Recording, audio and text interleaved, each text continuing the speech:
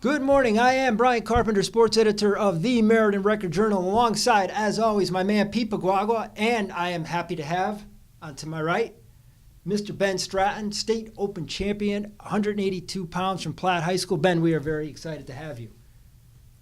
You are our first ever special guest on This Week in High School Sports, man. You're going down in history.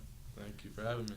Well, obviously we have Ben on because last week at the Floyd Little Athletic Center, Ben won Platt's only the third ever in Platt wrestling history, and it is a highly checkered history, only the third state open championship for the Panthers. He won his 182-pound bout, and Ben's so good he's going to come by and he's going to take us through, second by second just about, his match that won him a state championship. What do you think, man? Sounds good. You remember every little second of it? Or was it a blur?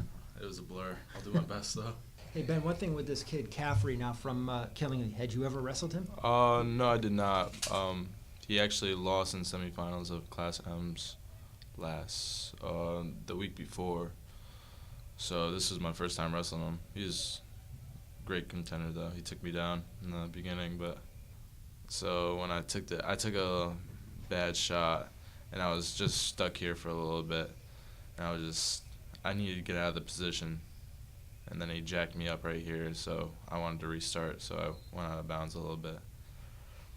And then I came back to this center and I knew I had to get into my match, so got a little bit of movement in, got my shots in, got a little drag right there, got in the leg. And then, for a guy who's obviously shorter than you, but like a little bit stockier than you, is there a different approach when you get into the match as opposed to someone who maybe is your height and your size? Well, I'm actually a different body type than a lot of the 182s. I'm tall, lanky, not as strong as everyone else. So I just like to keep my distance from everyone. And with these short, like stubby guys, you can't really tie up with them. So it's a lot of movement on your feet and just creating angles and getting to your shots. You got to be quicker than him. Yeah. No question. And so right here, I was stuck underneath. They called stalemate. And so I got my low single right here, came out through the back. I went to go trap his hip right here, but it ended up rolling me through right here, and that's when I hurt my arm. That's when you hurt your shoulder. Yeah. So what was that pain like immediately? And like, because I'm not going to lie, as someone who doesn't cover wrestling all that often and stuff like that, like I was like, holy crap, he's in a lot of pain. Like, was it any thought that you'd pull out of the match or that was ridiculous? Definitely not. I mean, I've wrestled my entire life. Obviously, I've gotten many injuries. You just learn to put them out of your mind.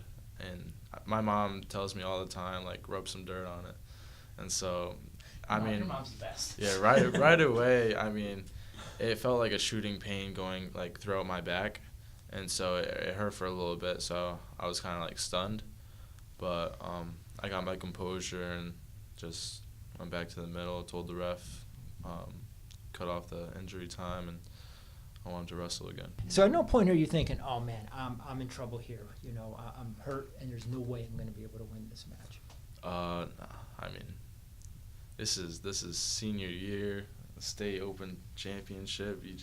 Even if I broke like my wrist or something, I would still try and wrestle with it. I would tell my coach, you gotta let me wrestle.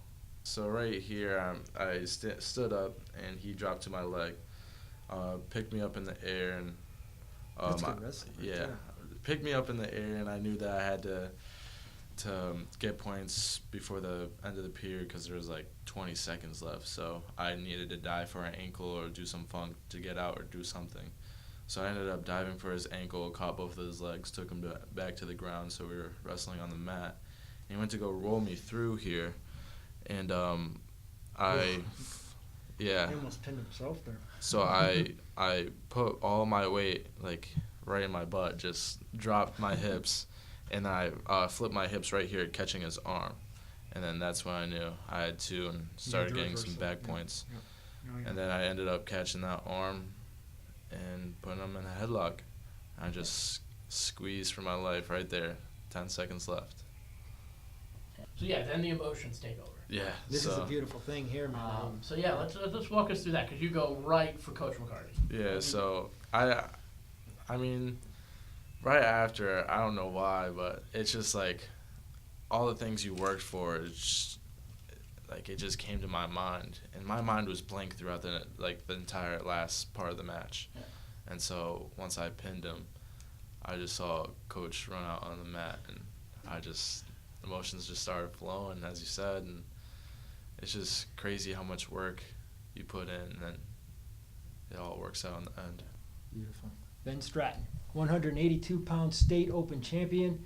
He'll be going to New England. You're on for Providence tomorrow, right? Yeah, I'm leaving tomorrow morning. All right. You, Dimitri, the Southington guys, Paul, and a couple of the other Southington guys? Yep. What are your thoughts going into that? And a lot of times you win a state open, and then it's New England's as well. Do you aspire to also be a New England champion? Is it within your reach? It's definitely within my reach. I mean, I'm going in there ranked, I think, 3rd, so I'm not supposed to take first, so that takes all the pressure off. I can just go there and wrestle. Go there and wrestle. That's often a good place to be. Yeah. Folks, we're very happy to have Ben Stratton with us this week on This Week in High School Sports. We're going to take a little break. A message from our sponsor, Gaylord Specialty Healthcare.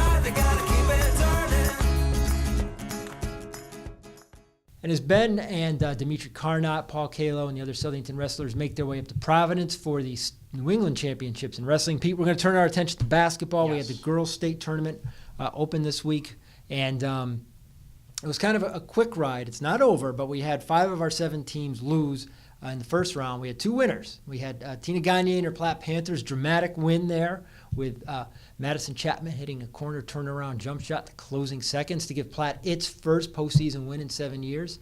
Also, another dramatic shot that we caught. Our man Shawnee Krosick caught. Shawnee Krosick behind the camera. Absolutely. Let's roll it. It's from the Sheehan game against Waterford. Came down to the closing seconds. Nice rally for Sheehan, and it set the stage for Lexi Ocasio, a driving layup. You know what I like most about this play, and I know you got the clip running now, but in my mind's eye, I forever see it. I liked it. Lexi drove to the left. Yeah. You know? Nobody drives to the left. No, Lexi Ocasio did. She can drive the car. Beep, beep, beep, beep. Yeah.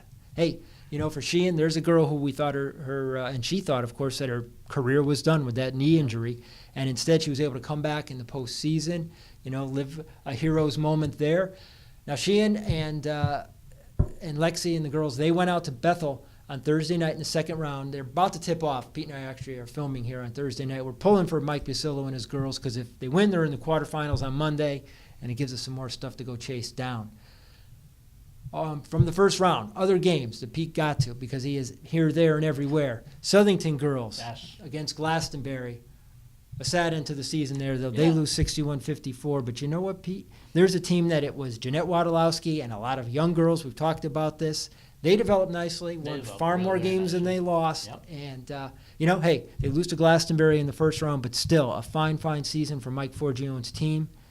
And I mean, Jeanette. Yeah, and playing against a conference opponent in the first round, I think, is always hard. Doesn't matter where you're ranked. I don't know if they had met earlier this year. I believe they did. Game 3. So when you play a team 3 times and then you catch them in the first round of the playoffs, it doesn't really matter what seed you are. You know, I think it's always hard to play a conference. I'm a big opponent of playing a conference team in the first round. I know that there are a lot of things that go into it, but I'm not the biggest fan of it just because when you get to the state tournament, it's kind of fun to see Sheehan going down to Bethel, or you know, like teams from like the Northwest Corner or the ECC coming down and playing teams from the FCAC or the SCC, and you kind of see those crossovers when your 2 CCC teams are playing in the first round. You know, yeah, it's like a division game. Yeah, exactly. Didn't really have that state tournament feel. We want to acknowledge, though, the tremendous career that Jeanette Wadolowski had. You know, hey, Southington girls basketball, what a rich, rich tradition, a program that Coach Joe Daddio built up, state championships in the 80s and 90s. You know, here's Jeanette going out as the second leading scorer of all time, 1,229 points, second only to Val DiPaolo, 1,333. And those two, I say, are comparable. We talk about how Jeanette lost basically a year and a half to injury. when Val played, it was 10th, 11th, 12th grade, so she only played 3 years. But there you go. Those two stand 1 and 2. Unbelievable career. We'll be picking our All-Record Journal girls basketball team shortly, and, well, I guess there's no mysteries in some respects, is there? Absolutely not. Okay. Jeanette, fine career. And, yeah, we'll see you soon. Other games that Pete got to, you also got over to Wilcox Tech. I did. Yeah, I started there. Fine season for Rob Janiga and his girls. I believe it was 16-6 they finished up. Fantastic season for them. Also, the boys team want to mention that they were due to play Prince Tech in the CTC Conference Championship game last night. Weather permitting, you never know. Perhaps that game has been moved to Saturday. Yeah, the weather on Friday's up in the air, I think. Yeah, I'm hoping a lot of the Friday games have been moved to Saturday. Notwithstanding that, Randy Farkas and his Indians are a number 3 seed in Division 4. There's a team to watch. Southington boys are another team that could make a run, too.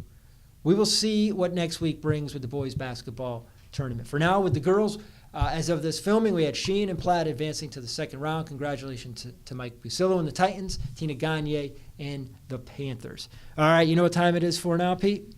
Strike it, reverse it. You know what time it is now? Hockey time. It is hockey time for my Islander fan here.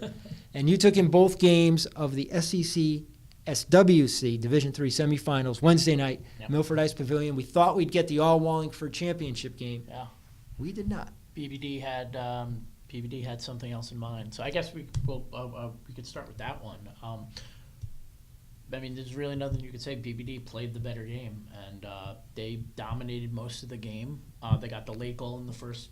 They got the buzzer beater goal. They literally got a buzzer beater. Yeah. And then they went up 2-0, and then Lyman Hall got one back. TJ Isabel scored on a power play, an absolute rocket. I saw that roll that shot. Absolute Look at that, rocket. man. And that's a Brad Park shot, or should I say Dennis Potvin? Dennis Potvin. All right, there you go. I'll say Brad Park. And all of a sudden you're like, oh, Lyman Hall's back in. Next time down the ice, BBD scores. One of those nights, man. Uh-oh. Yeah, but the Trubs were able to rally. TJ scored again. Yes. And then Kyle Roberts threw one on net, and it went in. You see goal scorers do that, too. Yeah. Right? And Mike Bossy style. Just kind of get it near the net, and somehow it finds its way in. Because that's what he did against the Bruins a lot. But Kyle did it and forces overtime for BBD. Yeah, forces overtime. And, there was no overtime. It was straight to a shootout, which was wild. That was the first time I'd ever seen a shootout in high school. I mean, it went 7 rounds. We think it was best of 5. No one really kind of knew the rules. Then sudden death. Yeah, because Lyman Hall, Andrew Sacco, I mean, and credit to him, he stopped the third shot, and we all thought it was over. Because we're like, oh, best of 3. I mean, that's what we do in the NHL. Yeah. And we're like, oh, best of 3. And then it was like, oh, no, they're still going. And then BBD scores on their next 2 shots. Lyman Hall misses on their next 2, and all of a sudden it's tied. And then it was, top inning, bottom inning. BBD goes first, Lyman Hall with the chance to tie. They both, I believe they both missed in the 6th round, and then BBD scores in the 7th. And the Trojans go down to sudden Josh death. Martinez with the last try, and he couldn't. Lyman Hall had a chance to win. I mean, TJ Arudino, another Islander fan, he with a great move put the puck on, and it's trickling, and just stops. Like, he got past the goalie. And we all were like, oh, my God, this is going to go in. And it just sat right there, and it didn't go in. They were inches away from winning the game. Ice shavings were the difference. Yeah, basically.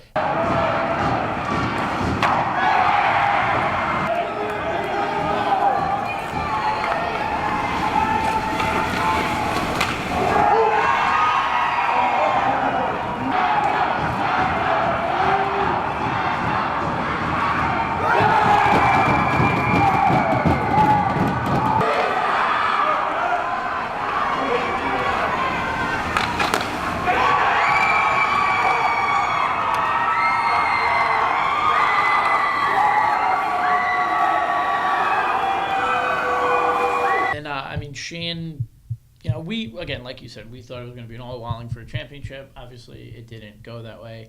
But even Sheehan got off to a slow start. Yeah, that's what Coach Festa said. He was not pleased with the performance. He shouldn't have been. I mean, Sheehan is a very good hockey team, and they did not play like that early on. Joe Romano scores. The Romanos always score. Joe Romano scores. But Hand kind of stuck with it for a little bit. But then they were able to pull away in the 3rd with 2 goals by Ficcarelli. Ficarelli. I'm looking. We have the goal scorers listed on the Two board. by Joey, one by Anthony Romano, one by Nick Gonzalez, and two by Ficarelli late in the third. Think about that, Gonsalves and Ficarelli. The offense that they get from the blue line, rare in the high school game. To have three two goals. guys like that, they got a lot of points for defensemen. Yeah. So Sheehan BBD in the D3 SEC SWC. That's a lot of Championship game. acronyms. That's a lot My of feeble-aged mind is now confused hopelessly. I do know, though, of course, that all four of our teams in hockey are in the state tournament that opens next week. Next week's busy, man. We're going to have week's gonna be another fun. busy highlight show next Can't week. wait. All righty. Hey, again, we want to thank Gaylord Specialty Healthcare for being our presenting sponsor, and special thanks to Ben Stratton and, of course, Wes Johnson. Wes brought him here, Yep. And there's another fine wrestler in his day, Mr. Wes Johnson from Platt. What a tremendous accomplishment for Ben Stratton. We appreciate him taking us through that championship match. We wish him and Dimitri Paulkalo and the Southington guys, Tegan Welch is going, Sean Wagner, Jacob Cardozo, they're all in Providence this weekend going after a New England championship, man. And I tell you what, talk about best of the best. Yeah. That's best of the best. So we'll see what those boys do in Providence. For now, I am Brian Carpenter, sports editor of the Record Journal, alongside Mr. Peter Paguagua. We are color coordinated. We're checking it out in blue. Thank you very much for watching this week. Be good. Ooh. That was for Sean. We have exactly the same thing. Yeah, I know. Like, I Look at it. didn't even notice that you mentioned that.